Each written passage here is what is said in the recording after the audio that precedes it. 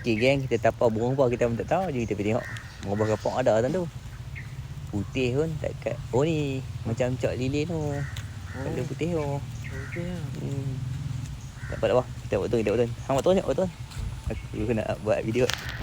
Burung apa pun tak apa. Ini kira tapau pemanas.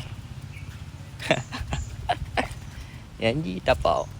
Burung apa tu? Awak tengok tu. Hang buat kem lah. Tutup pakai kem tu. Mana? Awak tengok tu. Wes. Kau yang mana gua? Oh, tak apa tu. Lain clear. Tengok kawan kita buat tu kan. Tu dia tu. Bukan kami letak lah. Burung ni kami tak letak. Apa? Ingat mau buah kapok. Laju sangat dia tu. Ada mabuk di atas tu. Tak ada rezeki mabuk. Tikam tu tuan.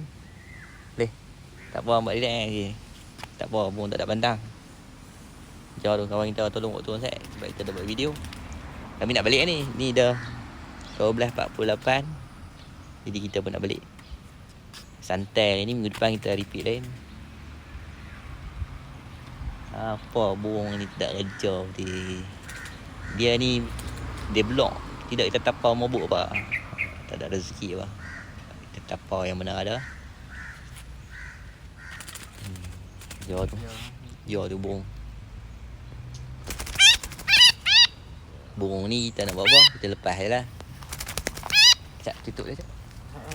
Oh berok kan awak tu. Berok tu. Ada burung berok ni orang kata burung tu. Dia suka kita. Orang tua kita. Burung berok, burung kencing tak orang tak buat dengan orang kencing kan. Jadi burung-burung ni kita pun nak buat apa kat dia kita tak mau kita lepas dia. Sini.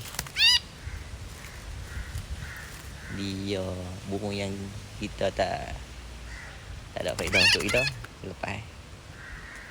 Sat kita lepas tu. Cak pekan ni. Dia spesies macam cak lilin kat ni. Kan. Elok lah. Elok. Dia macam api-api kan. Kalau kita orang biasa ambil burung api-api. Dia burung api-api kan. Burung api-api oring.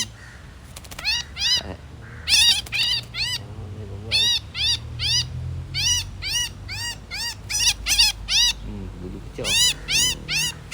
Dia lembut lah dia dulu.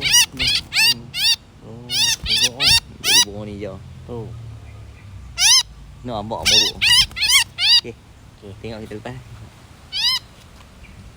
Okey. Ya dah. Kita tak tangkap dia. Burung ni. Kita tak main dia kan. Kita cari burung lain. Apa-apa pun cepah tapau ni cuma tapau burung lain. Sahabat kita berjaya ni. Rambut merah. Okey kan, jumpa minggu depan. Assalamualaikum.